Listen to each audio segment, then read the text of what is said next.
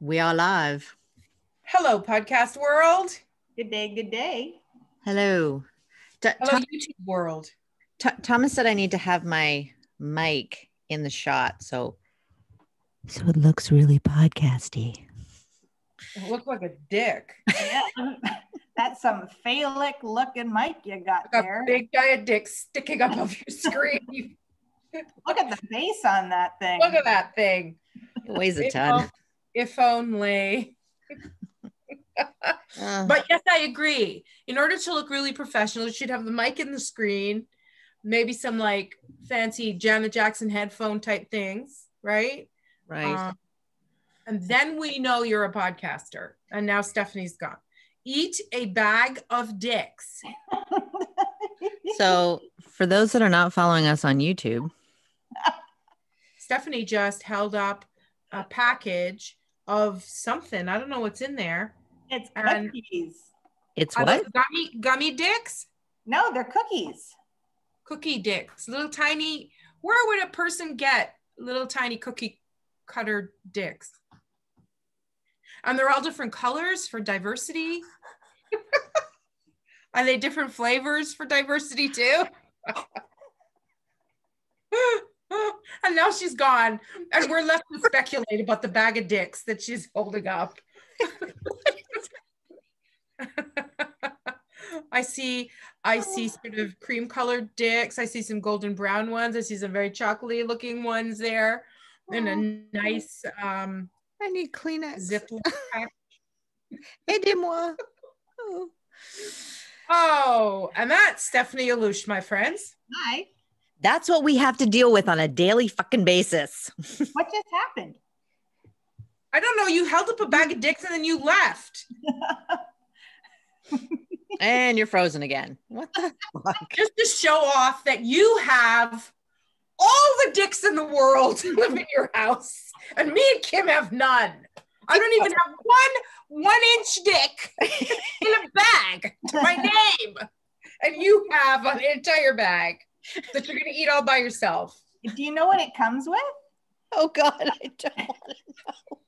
Dipping, like creamy dipping sauce? Tell me. Yes. It comes with a white icing with sprinkles. I'm not surprised. I'm not surprised. Oh boy. I mean, we talk a lot about female genitalia. I think it's only fair that every once in a while we give a nod to the dick. Yeah. A bag of dicks. Oh, not singular. Yeah. That's lovely. Oh my God, I'm crying. All right. Should we start with a land acknowledgement before we get any further into this? Please, can you please do something serious? Okay. Bring us back home, Kim. Bring us down. Wind us in, please. Oh my God, I haven't laughed this hard in 8 months. All right, hold on.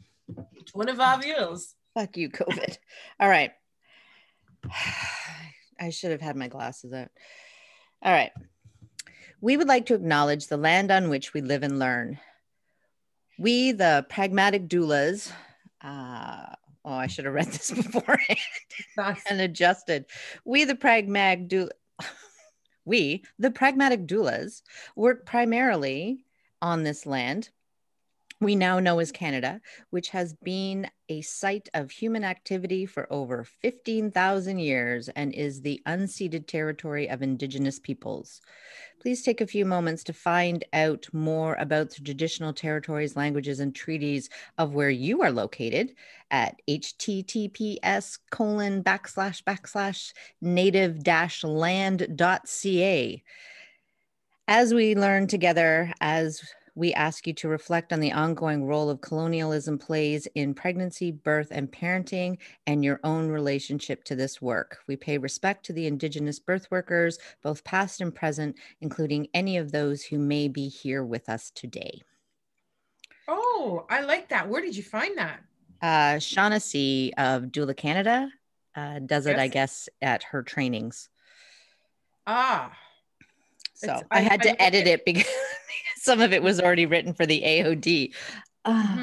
God. I like that it encourages people to find out about where you live specifically. Yes. And who was there before you settled there. Yes.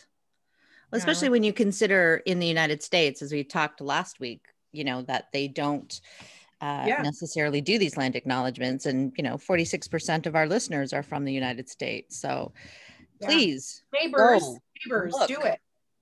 We Once upon a encourage time, you. this land, Turtle Island, was not Canada and the United States. It was just Turtle Island. So all of the peoples that we talk about, that we mention in our land acknowledgements, they at one time they were a part of the land down there too. Like they all would. There was no 49th parallel. There was no border.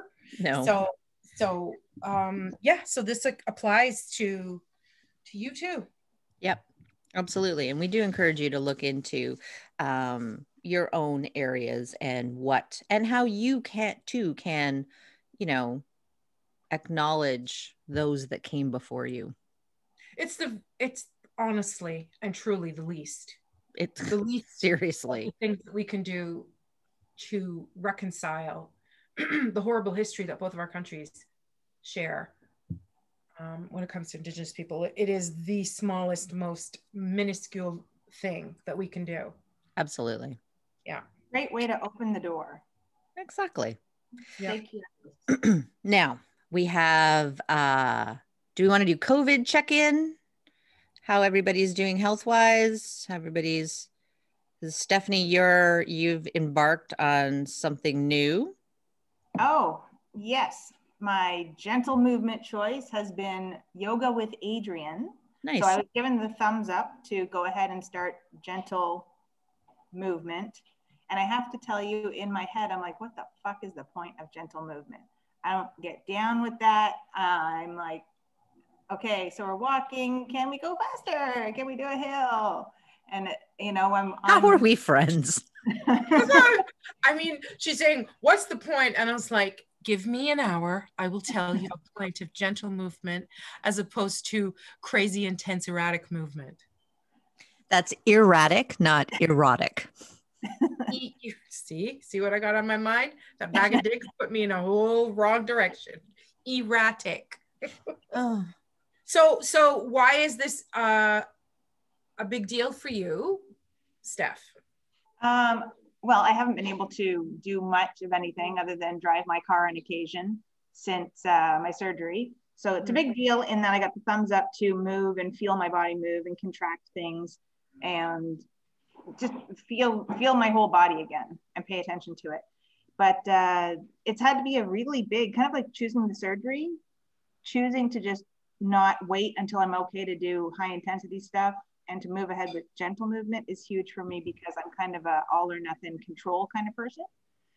So it's not it's not comfortable for me. I keep wanting to go ahead and jump ahead to the next thing, and Adriene keeps going, and we're going to do one more breath here.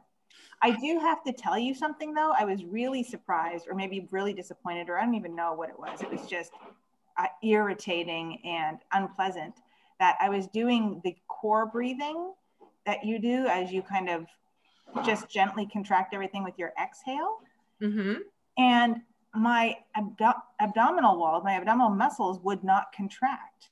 They kind of shivered, but like they were trying to do something, but it just wouldn't happen. It was really weird.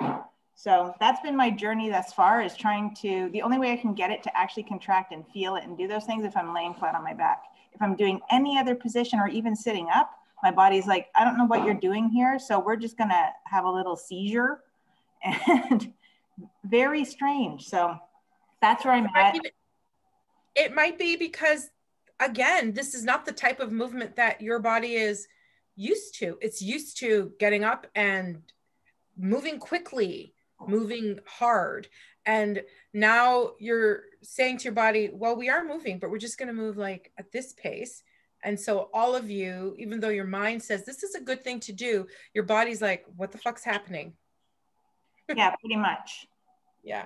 So it does take getting used to. I know a lot of people who start yoga and their mind is racing because they don't understand, why am I in this weird position for such a long time? Why are we just simply moving to another position? Why aren't we moving a lot quickly in erratic ways? And it's confusing to your body and your brain in the beginning. But I really encourage you to keep with it, because I haven't done yoga for a long time, but I'm a very, very big fan of yoga. That I think that it is such a connector. And you know, you need those connections, madam. You need those connections, those mind, body, soul connections. You know, you do. We all do. And that's what yoga does. It brings everything together. And it's a fantastic first, like a first transition into more intense things, if that's what you want. Or if you don't want, you can just stick with it. I know I feel great if I do yoga regularly. If Stick with it. if she doesn't want, as if. Never do HIIT again. I feel great when I do a lot of walking and a lot of yoga. Honestly, I feel really good when I'm doing a lot, and then getting a lot of sleep and drinking water and eating really good food. So there's other things too, but those two are big components of like my ideal healthy life.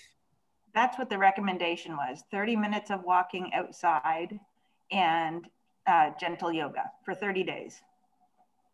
They've asked me to just not 30 days? You're going to spontaneously combust. I might. My head might just pop off, but we'll see. I'll keep you posted. Keep with it. People feel that way sometimes about meditation. Good Lord. I tried meditating, and after like 2 minutes, I thought I was going to crawl out of my skin. People have a hard time sitting still and just breathing. And it's so necessary, especially now in this old COVID bullshit. Yeah. Get out of your head. Get out of your head.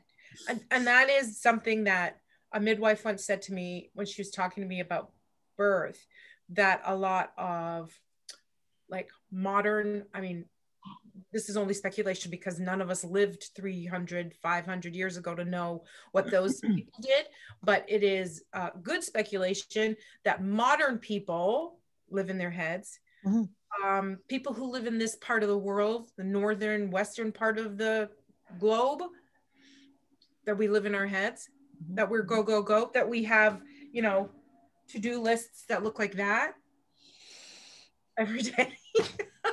And the goal is to get as many of it done as possible, that we don't live in our bodies enough, or we mess it up in such a way that we live in our bodies in a dysfunctional way, and then we get anxiety. Yeah. So anyway. There you go. We've all heard about that. Keep doing that thing, Miss Stephanie. I have committed 30 days. I will continue to do this. You know, on day 31, she's going to go for like a run. Yeah. You're like, fuck you, Adrian. And then she's going to be like, oh no, I'm bedridden for a week. What the hell was I thinking? I'm gonna ask you to send me which one of the videos, because I know she's got a lot of them on YouTube, which one of the videos you're doing. Because if that one is okay for somebody who's coming off of, you know, major surgery, I could probably do it a few times a week myself. So, all right. I'd have to vacuum my floor. I don't know if I can do it. I have to get rid of the puppy. I can imagine, because Ziggy is up in my business all the time. The only time she doesn't pay attention to me is if I'm on a call like this or teaching, because she knows that I'm not going anywhere. But as soon as I get up to go get something or go clean the bathroom or whatever, she's right there looking at me. What are you doing? What are you doing? I can't imagine. She would be insane if I started lying on the floor and doing things. Yeah. Nope.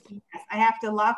So I've had to go in my bedroom and close the door. And it's funny you say that about vacuuming, Kim, because while I was in my very first downward dog, I was looking at my carpet going, oh my God, that's disgusting. That's right. The carpets in this house are so disgusting. I had to like pull Allie's up and throw it out and redo her floor. That's how disgusting this house is. I was just going to vacuum, but no, mine needs to be torn up and thrown away, but I don't have the energy or mental fortitude to do my own bedroom at this point. I get that. So, all right. So anybody else want to chime in on how you're doing health wise? You did have a big check-in last week, so. Yeah. COVID corner. I don't have COVID. I don't have COVID either. Though I have been, I got this ring light and I don't know what it is. Like it's not hot. Like when I touch it, it's not hot. But when I have it on, like you can see my cheeks are red. Yeah. Oh, so there's got to be some kind of heat. That's weird. I don't know. Like literally touching it, there's nothing. And yet my face keeps getting flushed whenever I have it on. So when I teach, my face gets more and more flushed. And I think, oh my God, do I have a fever? Let me check. And I stick the thing in my ear and check. Is that a thermometer? Yeah, it's my 20-year-old Life brand in your ear. And you keep it on your desk, just like right to hand, just in case? Yeah, it's over where I sit. It used to be in the cupboard, but of course with COVID, it's like it's out constantly now. And yeah, 96.5. I'm totally fine. God, that's perfect temperature. I know. And yet I look flushed. I woke up this morning with a runny nose, scratchy throat, and I still have like, ugh. But I'm sure it's allergies because I'm checking my temperature. So I don't know. It's ridiculous. I look ill. Do you have to, when you get COVID, do you have to have a temperature? Is that a look, that better be, because if I have COVID without a temperature, how the fuck do I know? That's what I mean. Can you have, how do you know if it's not, I guess you have to get the actual stupid pipe cleaner thingy up your nose test before you know whether it's just a cold or if it's actually that. I don't know. I just assume because now I feel, I mean, this morning I woke up and I felt, but now I think I do sound like I have a little bit of vocal fry, but my throat doesn't hurt anymore. I'm sure it's allergies. Can it just snow? I know. Don't what? send how will that help anybody? Well, then it gets rid of the pollen. Doesn't it? Pollen. I don't know.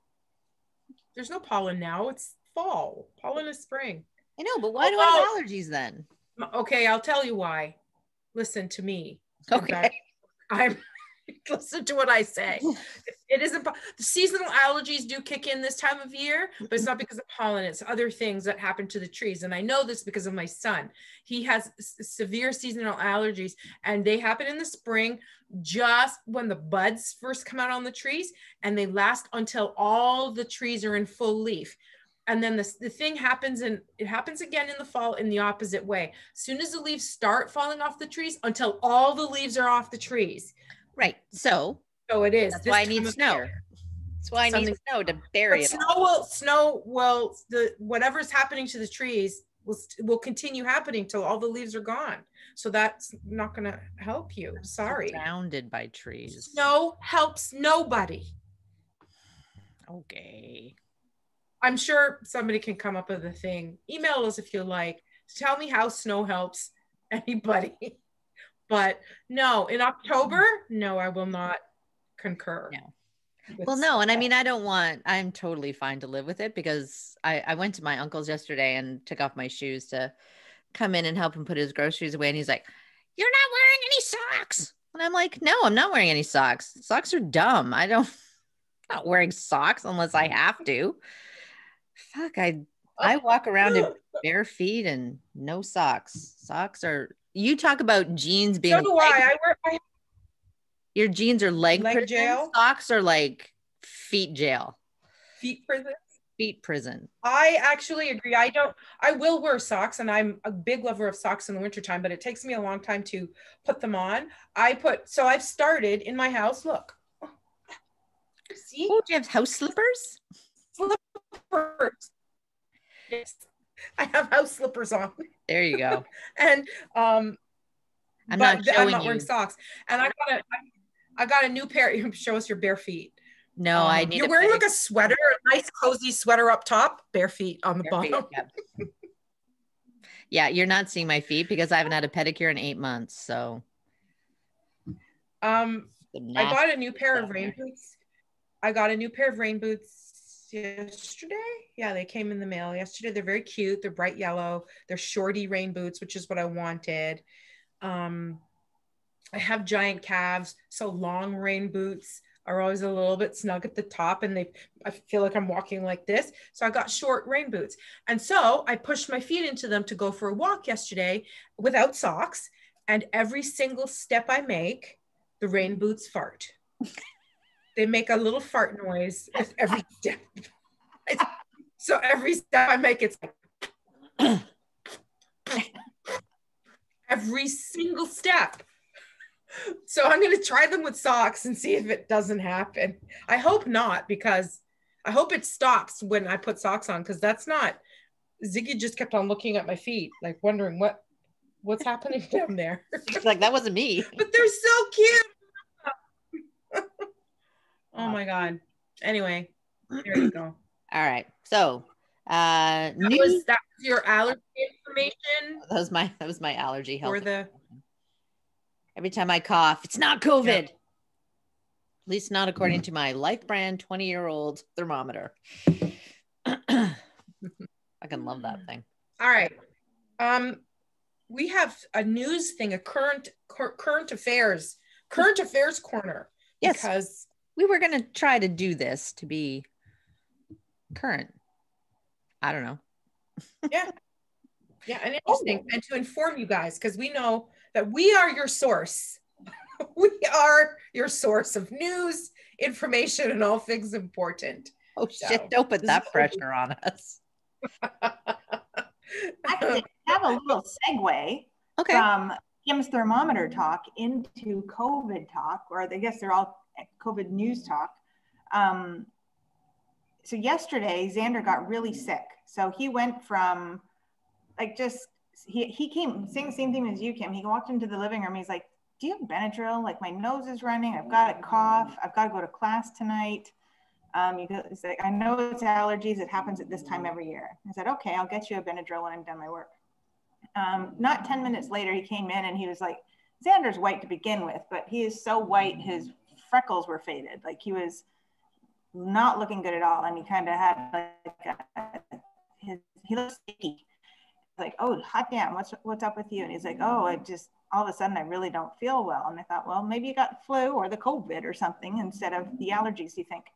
And so he starts walking up the stairs, and I asked him, I said, do you want Benadryl to go to class or Benadryl to go to bed? Like, there's two different options. Yeah, they're not the same thing. Yeah.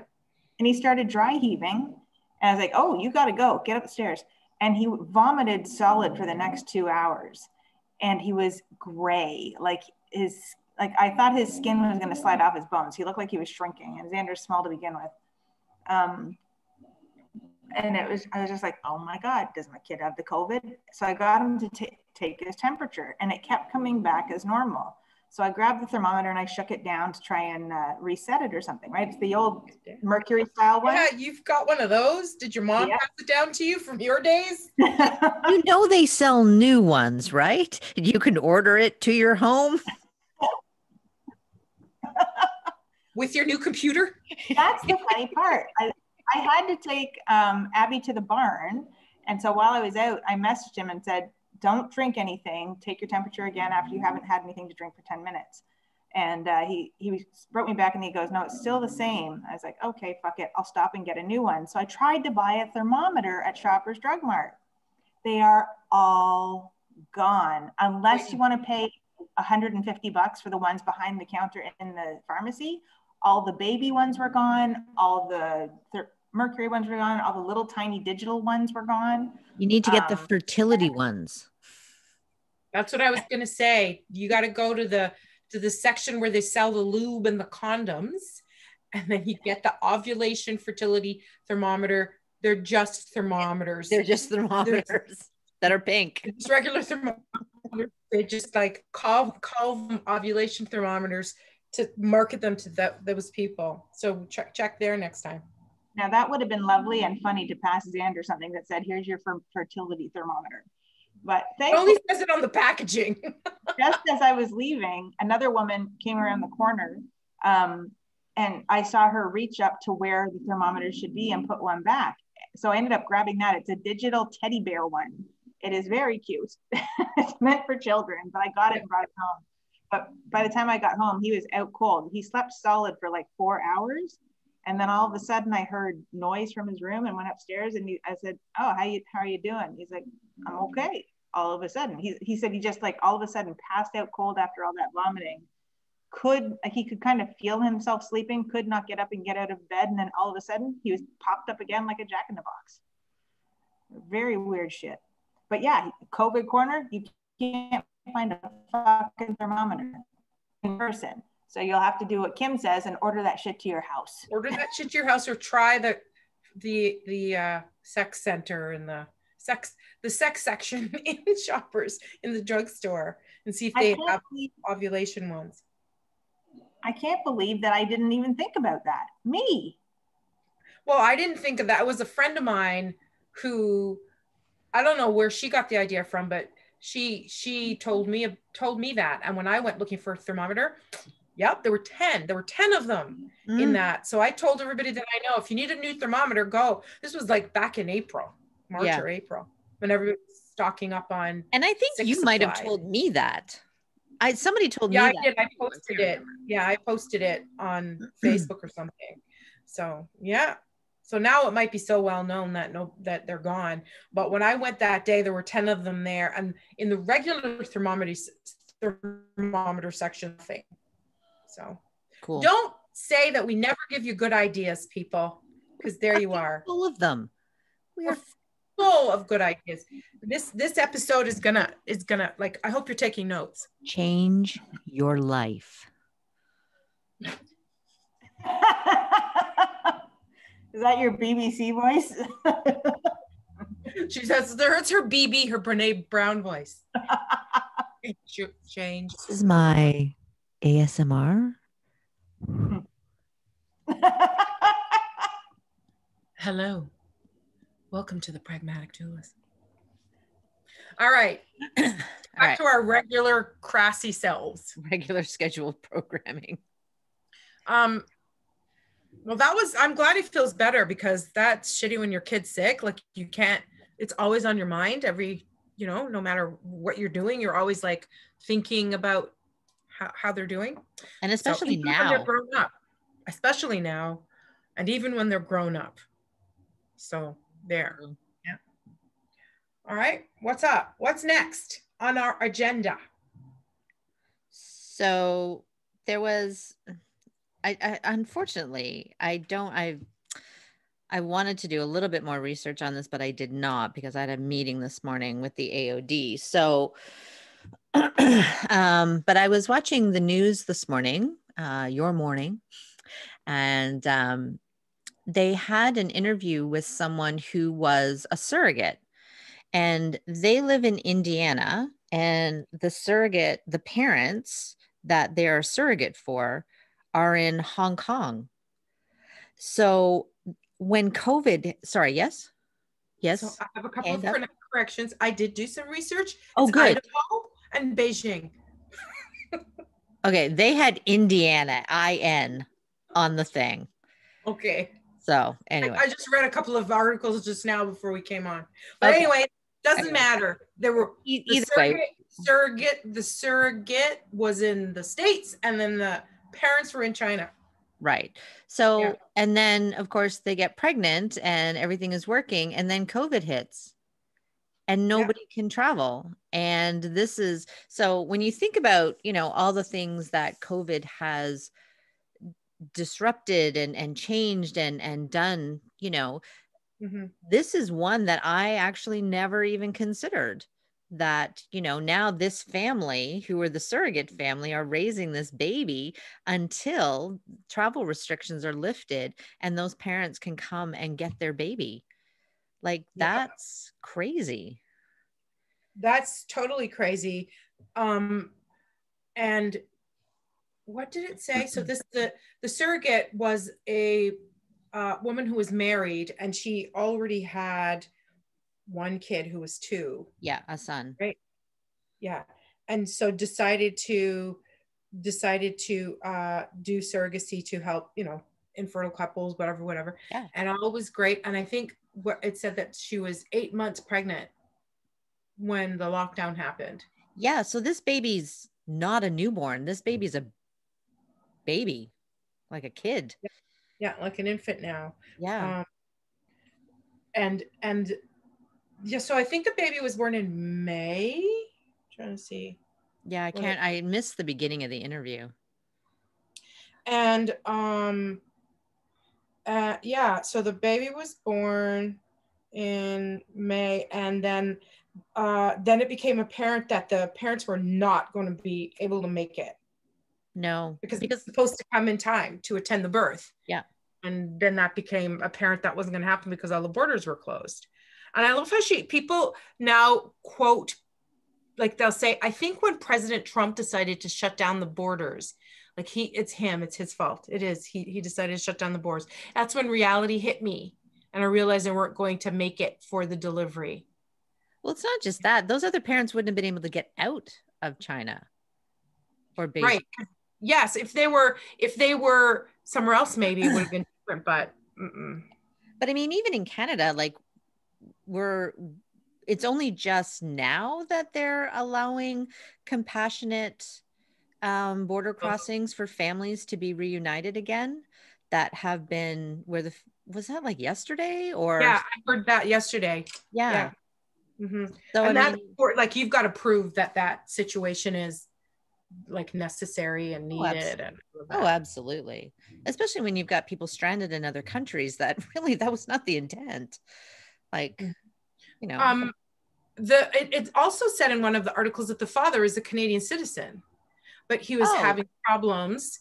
Yes, he was having trouble getting. That's why Canada was doing. Is that why this was on a Canadian news channel?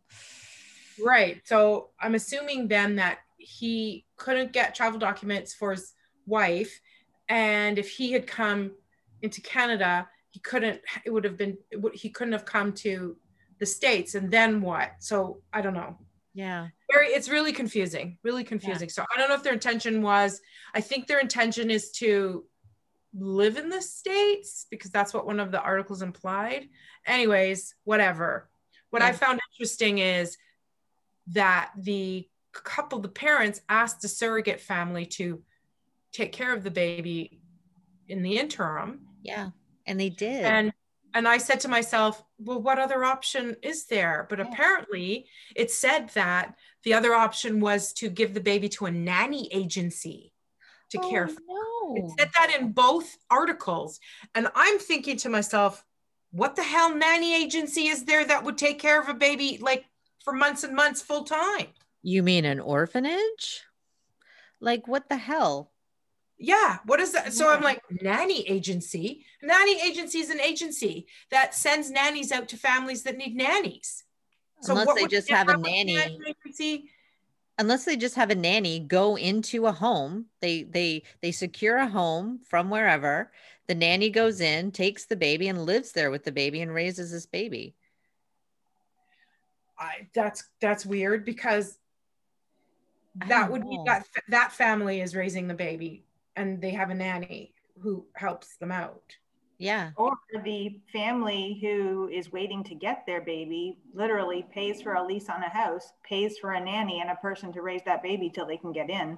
And they don't live with the gestational parent at all. Yeah. Yeah, I guess I could see that as a possibility. But I mean, it makes sense that the parents would ask the surrogate family to keep the baby. Well, yeah, I mean, you'd have a vested, I'd be more apt to ask them because, you know, they've had a vested interest in carrying this baby and delivering this baby. They're obviously really good people, you know, that are going to protect and raise and love this baby, at least until the family can get to them. I mean, I would be so wary of sending my baby off to a stranger. Yeah. Right? Yeah. Yeah. So it makes sense that they would ask them first. And they had to give it some real thought. It did say that too in the two articles. They consulted with family and friends and had lots of talks with each other to see if they wanted to do it. And they came to a decision, a long sort of heartfelt decision that they would do it. Which I can mean, I'm not judging understand. people, but No. I can understand that too. Because you figure that once the birth is over, your job is over. She did say that, like that was their expectation, that they would just move on with their lives. But they're basically fostering the baby. Yeah. Yeah. Which I mean, God, that's, you've got to, I mean, being a surrogate, I think in any way is, I mean, that's amazing work. I mean, that's, you're a special kind of human that will be there to, you know, grow a human for another couple or another person and give that baby to them. But then to actually be asked and step up to foster that said human until the family can get to you. I mean, I think COVID has forced us into situations that we would never have thought would have been an issue. But you want to bet now that surrogacy documents will probably have, you know, clauses that talk contracts will about have that. clauses, you know, Yeah, moving forward about that. especially really, international surrogacy situations. yeah. I don't know much about surrogacy, to be honest. I No, mean, I we know were going to talk about it at some point. It's on our list.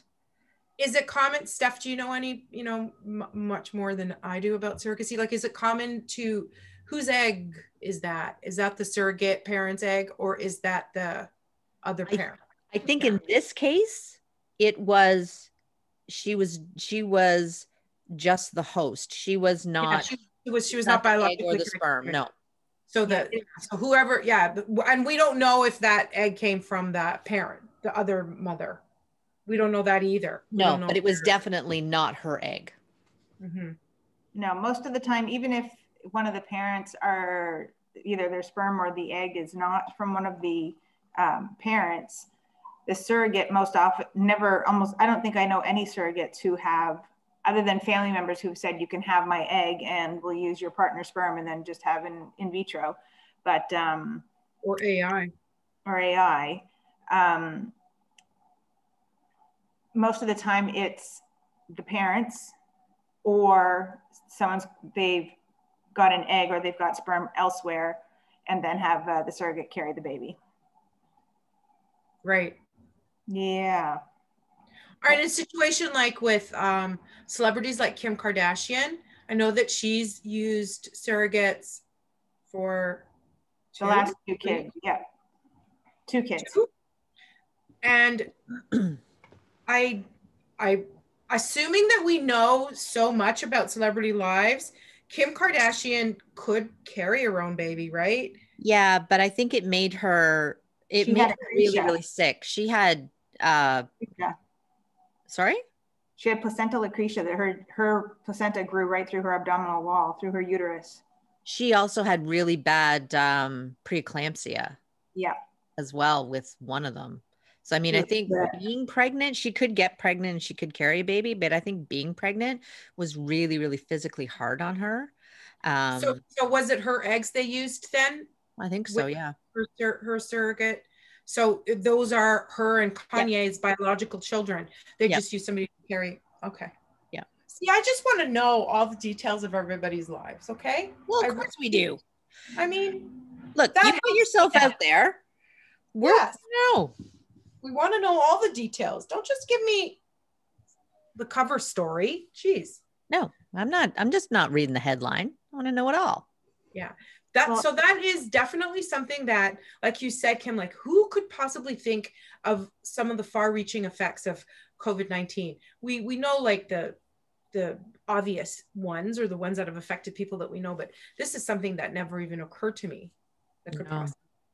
Things that are affected when people cannot be together in person or cannot move freely across the globe. We take international travel for granted. Absolutely.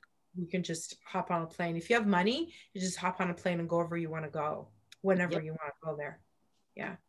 I do like that we're seeing so much more about all of these things, fertility journeys, the challenges with surrogacy, because quite often they are international like this. They are across continents because of rules that are elsewhere that basically they come here because you have you have choice here.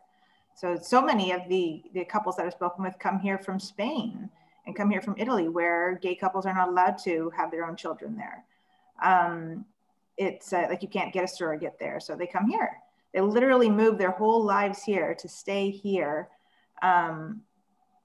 until the surrogate who is carrying their baby has the baby, and then they stay here for 6 weeks to 3 months before heading back home. Like they change their entire lives around to come here so that they can grow their family. It's pretty amazing what these families do to commit to having and growing their families.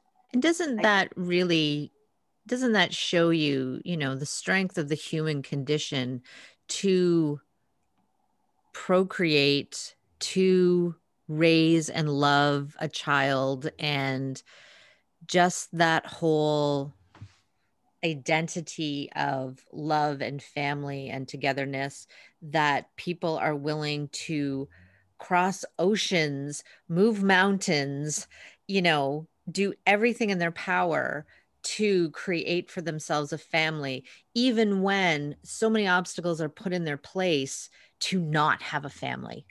Like, you can't have a family because you do not fit this mold. Well, fuck you. We're going over here because over here we can do that. And if it means we have to, change our entire life, we're going to do that because this is something that we really, really want. And I think that in itself is the most beautiful thing.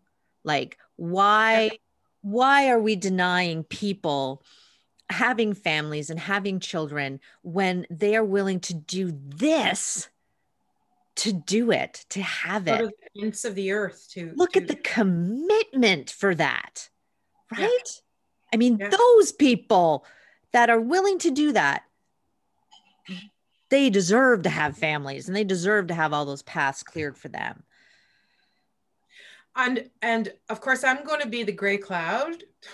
I'm going to point That's my role. What are you doing? I'm going to take your role away. I'll give it back. I'll give it back in a second. Okay. I will say that there are many other families in Spain and Italy and other parents and other countries, I should say, where same-sex child raising, child having, adoption, whatever, isn't allowed. And so these sorts of options are open only to people who have money, people who can afford. So when you think about what those people did, like you were just talking about, Stephanie, they closed down their lives in their home country, came to Canada, found a surrogate. Like, surrogacy itself is only for the rich. You can't just pay somebody $20 to carry your baby. It's a very, very expensive venture. All of it is very expensive. Infertility and oppressive laws can, in many ways, be surmounted and transcended if you have money. If you do not have money, it's just too fucking bad. And those gates and those avenues are closed to you. You can't travel, can't quit your job, close your house up and travel to another country and stay here for 2 years so that you can come back with a baby. And that's what I'm saying. Like, the commitment for people to have a child is so great. We need to get rid of those barriers. We need to to clear those roads so that those that can't afford it can also, have that same experience. And it's unfair that for many, the only issue is money. And that's not good. And that's what's standing in their way. Yeah. Such is the inequality of wealth. Yeah. And you have to have money to save money. You know what I mean? I have to, just as a nice story, I was really, I don't want to say pleasantly surprised because that really undermines it. I recently, or just before COVID, met a couple here from Spain. I believe it was from Spain. And they were renting a house in Toronto, just a little top floor of a house. And they were so excited to meet me. I was bringing them breast milk from one of my other clients who was donating to them because their baby was due. And the gestational parent wasn't going to be pumping for them. So my client offered to pump for them, a different client who doesn't know them at all. But she had messaged me to say, I have all of this back stock from a month ago, and pumping is just kind of what I'm doing, but I have a good supply. So, somebody? I was like, well, actually I do. And it was this surrogate couple. Their journey had been 20 years long. They've been together since they were in their early teens or mid-teens, and starting as friends, and then became a couple. They saved until now in order to, knowing that this was going to be an uphill battle. They saved all of their money, living simply, knowing that eventually they would want to have children. And I don't think they quite knew exactly what was all going to be encompassed. I don't know that they plan to move to Canada for the system, unlike the other family that we spoke about, but they were just so bloody thankful. And I'm sitting here thinking, that's a lot of saved money. Like, people can choose to put that anywhere. That is a very conscious decision, that while going through school to live simply, while working to live simply, also you can have someone help you grow your family. Mm-hmm. I was just blown away. And same thing when I brought them that breast milk, although my client had not met with them and didn't know them, they wanted to send a thank you gift to her and stuff. And so I connected them for that, but they were just so thankful for absolutely everything. It was so genuine and heartfelt. That's great. And their not so little girl was born just a few weeks after that. Nice. Yeah. A few weeks after you delivered the milk? Yeah. Yeah. Great. Lovely. I love. I love. So yeah, and that's true what Kim was saying, that people, the urge to reproduce, to procreate, to have children in your lives that are your children, to raise them, to love them, and so on, and to launch them into the world. It is a drive. It is a primal drive that people feel. And I get it. Some people don't feel that drive. No. And there's no negative to them. There's no negative either way. Because if you don't feel it, you don't feel it, then you should not do it. If you don't feel, you don't want to have children, then you shouldn't have children. But it speaks to the depth of that drive and the primacy of that drive, the ends that people will go to in order to have a child. And see, this is inside of men, and not only women, but men too, because we see, like you're saying, Steph, like gay men doing this all the time. Mm-hmm. Yes. Adopting children and raising children. So absolutely. So, it's a human thing. It's a human primal drive. Yes. Yeah. Yeah. I get it completely. I know I felt it a few times in my life. Me too. 5 to be exact. I had 4 times I really had that drive. The 4th one was squashed. Yeah, I had it right up until the day of my hysterectomy. You did. It was just like a few weeks before you mentioned something about trying to convince Roger to have another baby, and I'm like, do you know how old you are? I know you're younger than me, but hello. Damn. It is not all just like a walk in the park to get pregnant at 47. Nope. No. So, getting pregnant is one thing. Actually having the stamina to raise a baby at the age, of course, we are talking about you. Never mind. I back that off. But are you one of those people who really felt that you could get pregnant easily at 47? I was willing to try. And try again, and then try some more, and then try again after that. He's eating a bag of dicks, of course. As Adrian He's eating a bag of dicks with cream cheese frosting, for God's sake. With sprinkles. At this point, sprinkles. 3 weeks post-surgery, those should be the only dicks entering your body. Unfortunately, that's true. Yes. Give it a rest. I'm sure Roger agrees. He's probably like, tell her again. She's chasing me around the house. his dick's going, woo, thank God. I'm on vacation. Don't worry, little buddy. We've got 6 weeks of rest. Hang in there, little buddy. Oh Or big buddy. I don't know, Roger.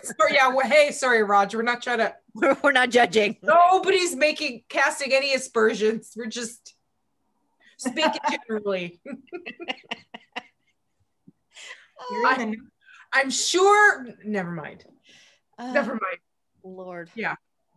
So yeah, that was our current affairs corner, because that was just in the news today.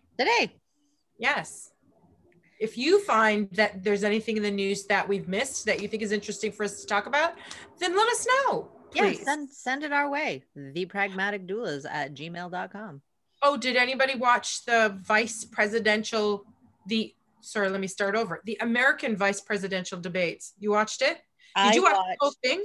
I watched 5 minutes of it and then decided that Mr. Pence, Mr. Vice President, was the most condescending male piece of shit. The way he spoke to her, I'm like, yeah, no, I'm not. I'm not listening to this white man with a fly on his head speak down to this strong Black woman. Fuck you, Mike Pence. And I turned it off. A fly on his head? He had a fly land on his head and it sat there for 2 full minutes without him noticing that it was there. It's all over Twitter. You should get on there and walk. I will. It is the most hilarious thing. And then there's one shot of him with this fly on his head. And there's another shot of her sort of looking at him. And she's like going, mm-hmm. Right. And with a fly on your head. Yeah. Well, flies are drawn to shit. So. Exactly. Well, I was going to say, well, he is a little piece of shit. He's a little bit of a turd. So therefore, if I was a fly, that's where I would want to go. We literally just lost all our Republican listeners, but that's okay. I don't mind. We lost them a long, long time ago. True. If they hung in until today, they're not going anywhere. I will say, I think Kamala Harris was, I think he baited her to sort of bring out that, that venom that she could have, that aggressiveness, to be like, oh, look at that. She's a woman. She can't hold her own, she's going hysterical. Yeah. But I think from what I've read and what I did see, she kind of held herself well, in not being baited into that sort of, stuff, which I absolutely commend her for. No matter what she did or did, yeah, they're going to somehow, she should be aggressive but demure. She should be, you know what I mean? She should be strongly spoken but also soft spoken. Like that is what the American people demand of women politicians, women in high powered places. Impossibility is what they demand. And here's a fun fact for you. I think I told you guys this. Yeah, this is amazing. I love this. Slightly kind of related to Kamala Harris. I love that. This is the best. So when you have a cousin, I got to explain family interrelations to people. When you have a cousin, you're only your cousin's cousin on one side. So your cousin is like, say, your mom's kid, but your cousin also has another parent and you're not related to them on that side, right? Well, I have a third cousin, and on the other side of my third cousin, Kamala Harris is their first cousin on the other side of my third cousin. So if you drew a family tree and she would not be on it. She wouldn't be on it, but she'd be on she's in the same orchard. Yes. She's not on my family tree. She might not even be on the tree beside my family tree, but she's in the orchard. There you go. Yeah. So she's my cousin on the other side. I have several people in my life who are cousins of my cousins, and we call each other cousins. Yeah. because we grew up together. So we say that we're cousins. I wonder if I went up to Kamala Harris, if she would recognize me as her cousin, because she's you'd the have cousin to of my bring- third cousin. I'd have to draw it out for her to Yep. show the connections. But every time I see her, I'm like, go, cuz, go, do it, do your thing. You go, girl. So there. Mm-hmm. Yep. I'm gonna look it up because I'm curious to hear some of the stuff that she said. And Did you see the thing where she walked off that plane and she was wearing like her pantsuit and her black Converse? no. That was the best. She's like, oh yeah, look at me and look at my Converse shoes. I'm like, oh girl, Ta-da! That's right. You're too cool to be anything in the is she United States wearing? government.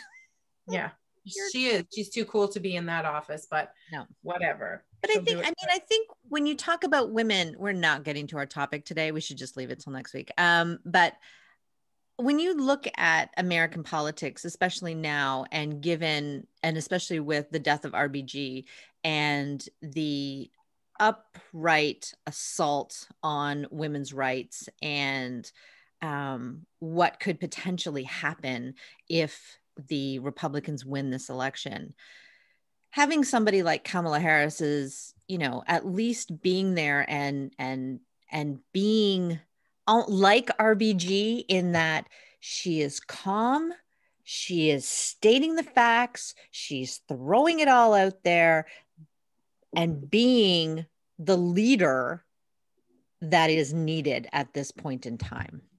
Yeah. And I think so. Go on.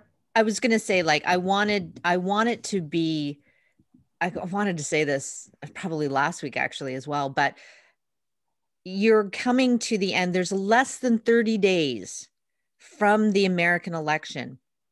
If you are listening to this and you are a birth worker, I know we're Canadian. However, your shit affects us. So as a birth worker in the United States, you need to get out there and you need to cast a vote.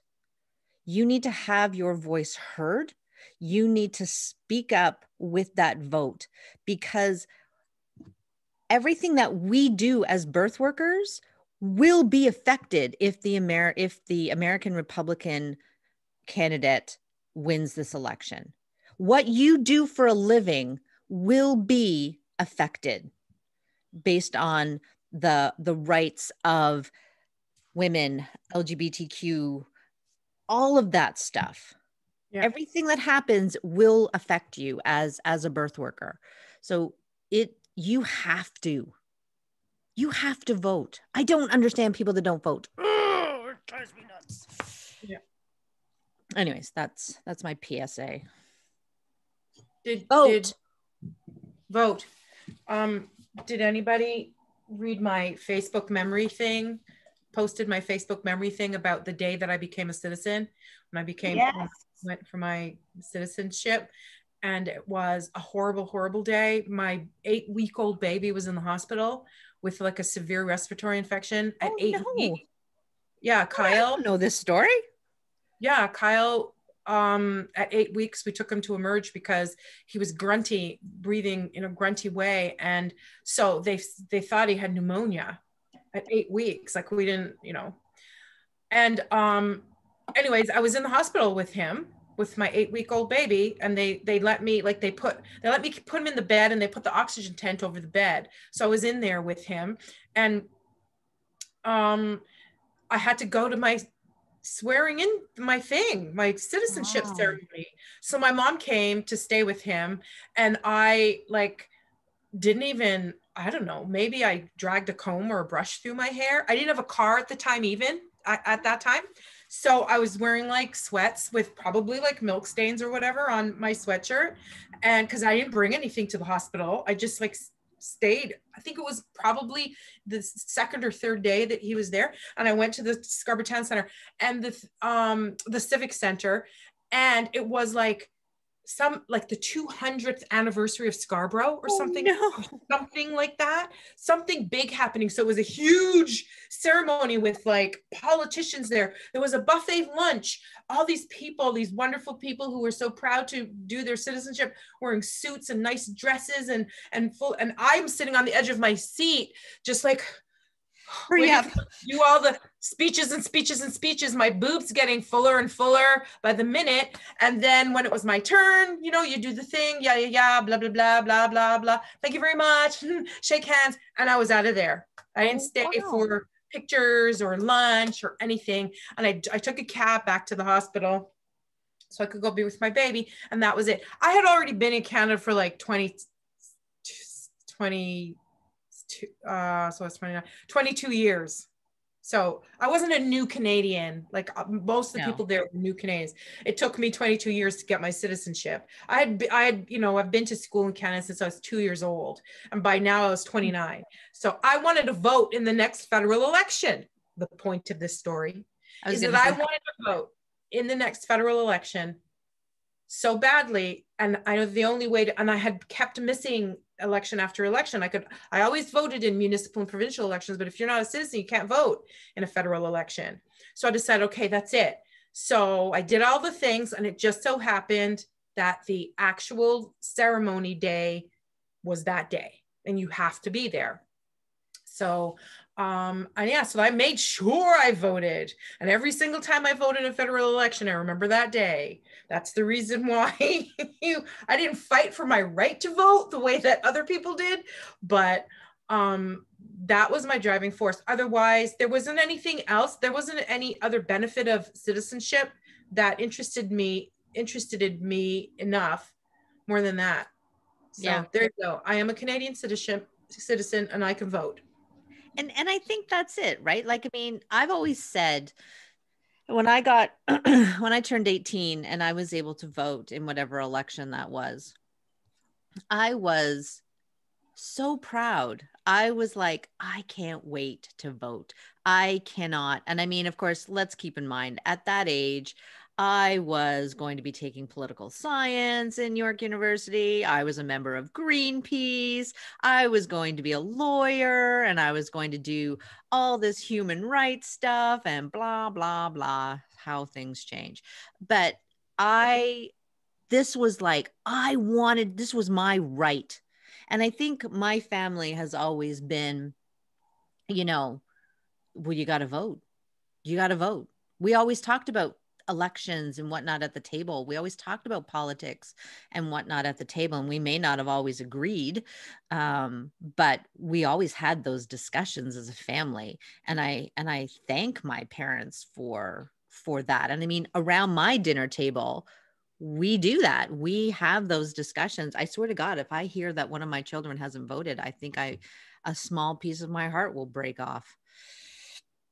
Well, I think there's maybe like 2 of my kids are not voters, and they will argue into the ground about why it's useless and pointless, and the whole political system is corrupt and your vote doesn't mean anything and so on. I disagree with them, but at least it's not out of apathy that they're not voting. Well, I mean, I always think, look, you can't complain about what you have before you if you don't vote. If you didn't do that one thing, sorry, you didn't do anything to make change, so you don't get to complain about it. That's my thing. So it's mine too. Their belief is that the changes that are made in society are not made because of the reasons we think they're made. And I don't disagree with that. I mean, I think that's the thing when we talk about, you know, changes in the birthing world.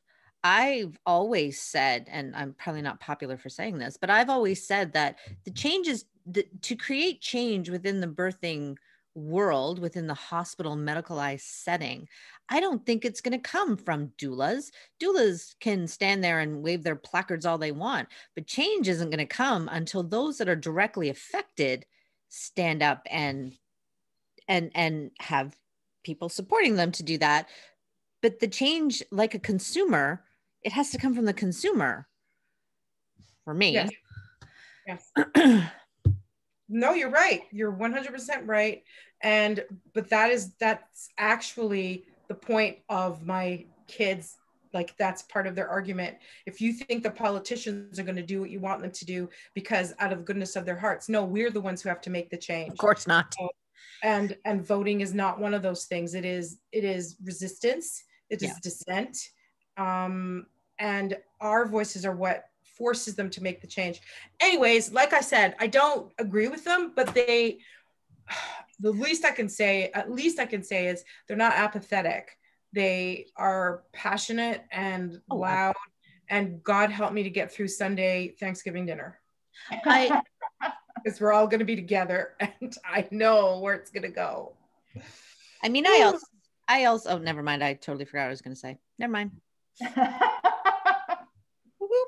What's it like at your house? What's going to happen on Sunday at your house, Stephanie? Is everybody just going to be stuffing their faces with delicious food, or is it for sure going to descend into politics? I think we've got enough going on that politics will probably not play into it unless my mom starts insulting Trump and I got to rein her in. And it's not because... Why would you do that? Because my mom doesn't insult policy. She doesn't challenge policy. She doesn't do anything like that. She just calls him the big orange blimp and comments on his weight and things like that. I'm like, yeah, I'm not seeing a problem with this. Like, if you wouldn't say it to someone you didn't like in high school to their face, or if someone said it to your kid in high school and you thought it was going to be just fine, fine. But if someone said shit like that to me because they disagreed with me or thought I was fat or orange, then it's not okay. And I don't want you saying that shit in front of my kids, because if you want to exert change, you have to understand why this person is acting this way, who is backing them, what the problem is, Fine. Try and be a fucking adult, whatever. Stephanie with the moral compass. I hate your moral compass sometimes. Jesus Christ. Always trying to find both sides. Fuck that. When is it a good time to call him a stupid orange blimp? When that motherfucker tries to reach out and grab my pussy. That's when. He's going to get an air horn to the face, and then I'm going to kick that. I have called him an orange moron, the orange moron, so many times on Twitter. It's not funny. I remember what I was going to say. It came back. Oh, yay. I was going to say, the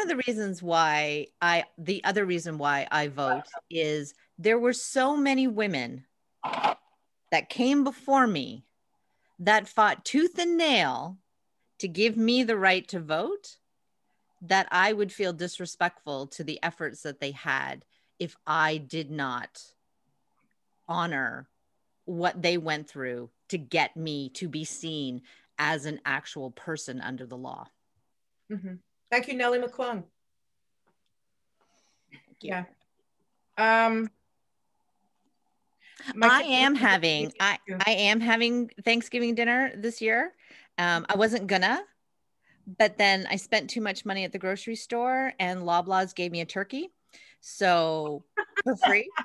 So now I have to have it. Is your mom and Uncle Harry Super Center for giving me a free turkey? Is your mom and Uncle Harry going to be there? Oh, my mom will come, but not Uncle Harry. He's too miserable. Plus, I don't want to expose him. Not that there's anything. I mean, we've all literally been shut in the house for 8 months. It's true. It's only you who's been over there. Yeah. Your kids haven't been over there. He wouldn't do well here in my chaos. Yeah. It's okay if I go over there with just me and the chaos that I bring, but there's too much other chaos around here. Plus he'd be fretting the whole time whether his oxygen was going to run out or things like that. So I'm actually going to cook a turkey. Fucking Super Center. Yeah. And it's going to be your kids and your mom, Steph, or anybody else? My dad is not coming. He has been working balls to the wall, and his only day off this week is Sunday. So he called and asked if I would be very upset if he did not come. I'm like, Dad, if this is the only day you have off work this week. Why? Because you asked him to come over to cook the whole meal? No. Just come over and eat and then turn around and take him home. My dad takes a long time to unwind. going on vacation with my dad, he needs like a solid 2 weeks if you go on vacation. Like, yeah, it takes a week to get in vacation mode, and then I hear it. It takes me 10 minutes. And so like honestly, what we usually end up doing with my dad anyway, my sister and I, because my dad just, his ways and his habits are very unique, is my sister and I will set up a day, throw on our masks, and we will go grab some jerk in Scarborough, and we'll go down to the local park by his apartment, and we'll meet in the park and we'll have a picnic together.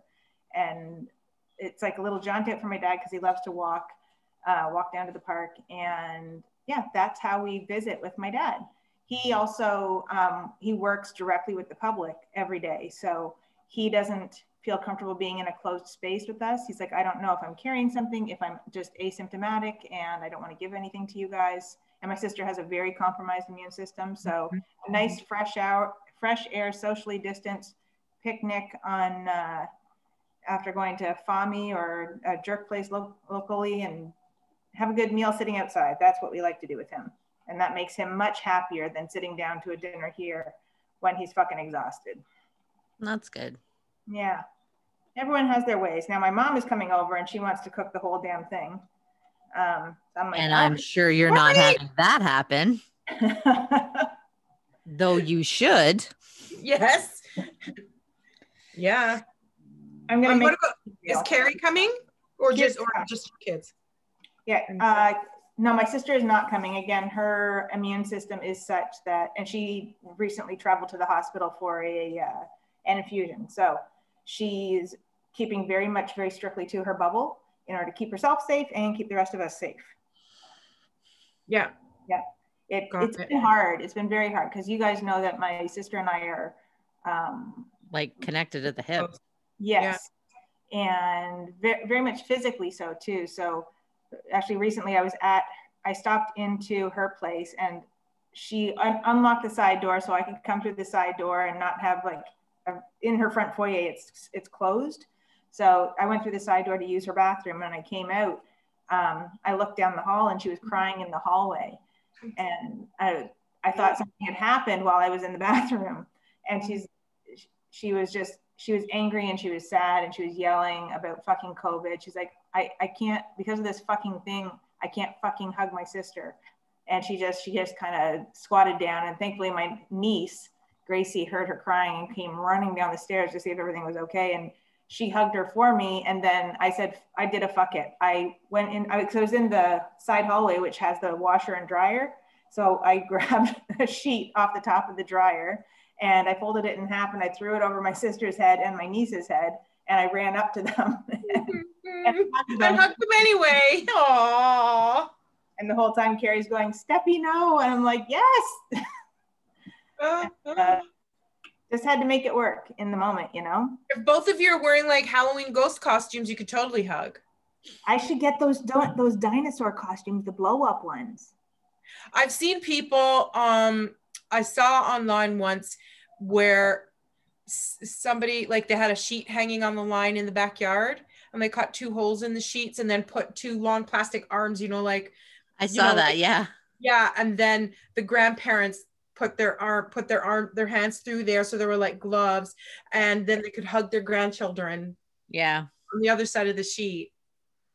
My sister's friend just did that. They're moving from Scarborough up to Bob Cajun, and my sister has been a key in raising those 3 girls. They're 3 girls. She used to look after them. She'd go over and pick them up from school and take them back home and get their snacks and everything ready before their mom and dad got home for the longest time. So them moving away was hard. And Sarah, their mom, did that in the backyard.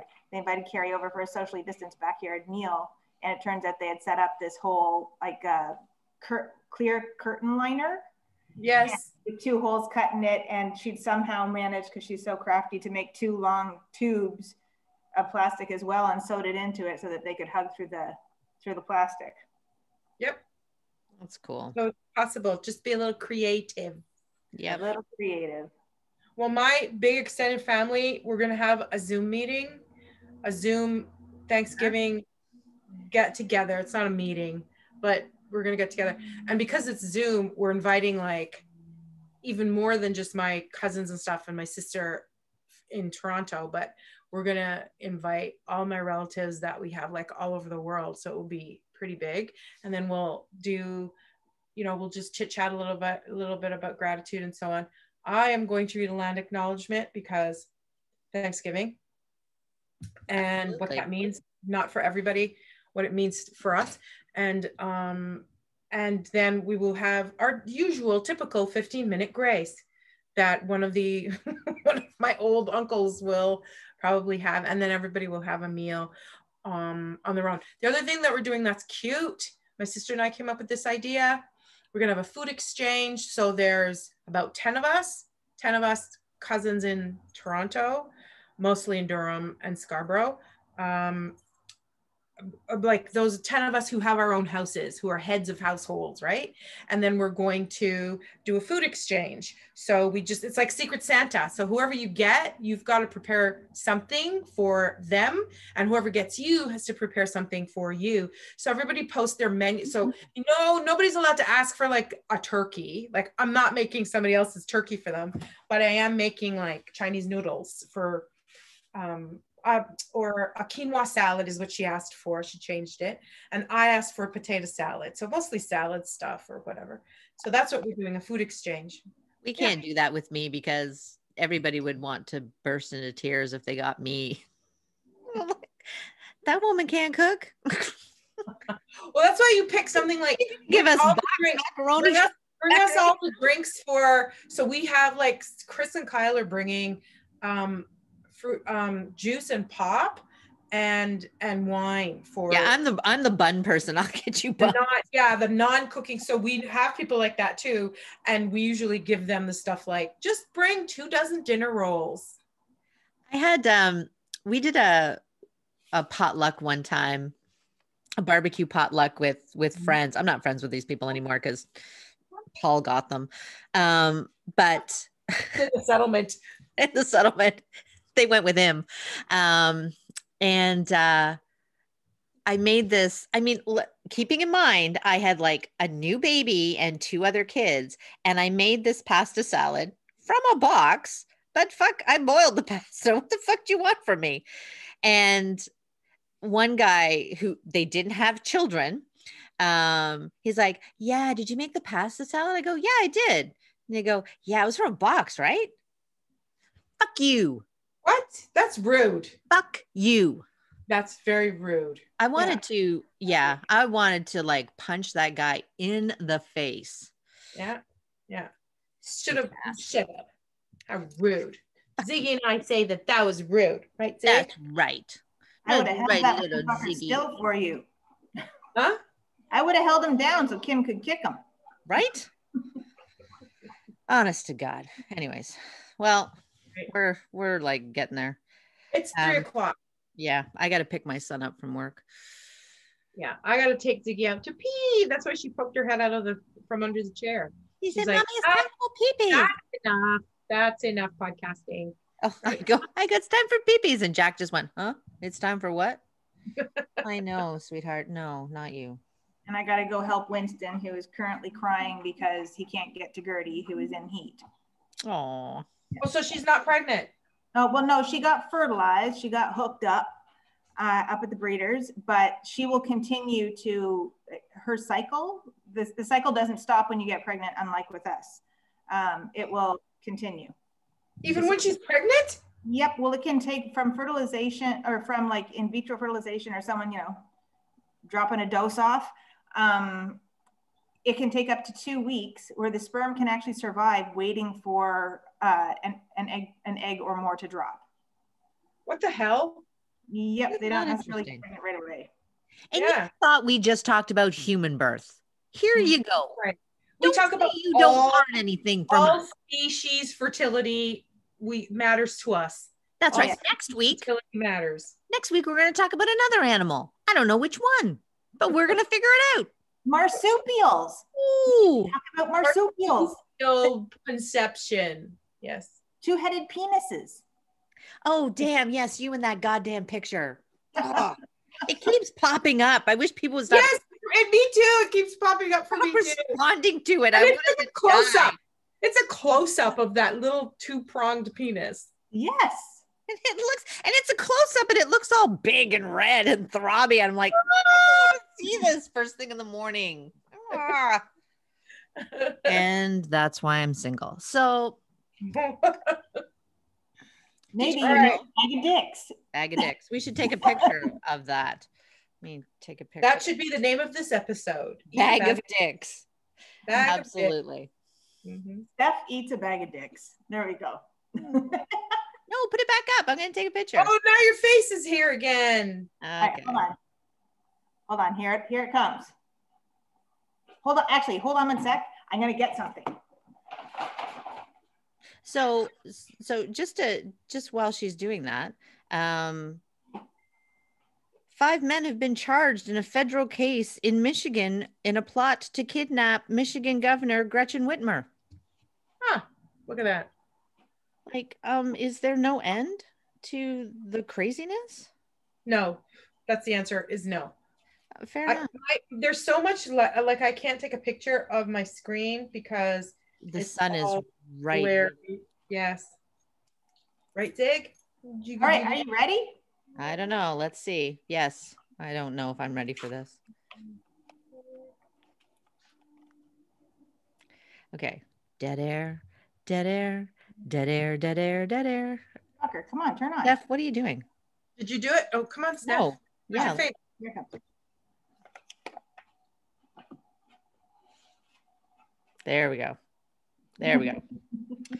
What is that you're holding up? It's the and the sprinkles that are all different colors of brown. The cream Yeah. and the sprinkles. The air quoted cream and the sprinkles. Very, very interesting. All right. Coolio. Okay, everybody. Thank you. Where next week we will actually talk about our topic, as opposed to politics, Random things. surrogacy, and why you should vote. Yes, why you should vote. If you're in this, because we're not having an election up here, so Canadians just feel smug and self-righteous, and Stephanie's still. And again, your shit affects us, so fucking get it right. Fucking get it right, and it's all glary. Okay. All right. We love you. Everybody. We love you. If you have anything to send us, thepragmaticdoulas@gmail.com. Follow us on Instagram. Follow us on, well, we don't really on Twitter. Follow us On Facebook. Friend. Follow us. Tell a friend. Tell a friend. Rate, review, and subscribe. Yes, we have not had a review in a very long time. Review us. We love it. Rate us well, give us good reviews. We love that. We don't love all reviews, but if they're good, we do love them. Yep. All right. Okay. Have a good one. Happy Thanksgiving to our Canadian. Oh, it'll be posted on Monday. So happy Thanksgiving to our Canadian listeners. That's right. It'll be today. It'll be Thanksgiving today. Good. That's right. Happy Thanksgiving. Happy All Thanksgiving, everybody. Bye, everyone. Bye.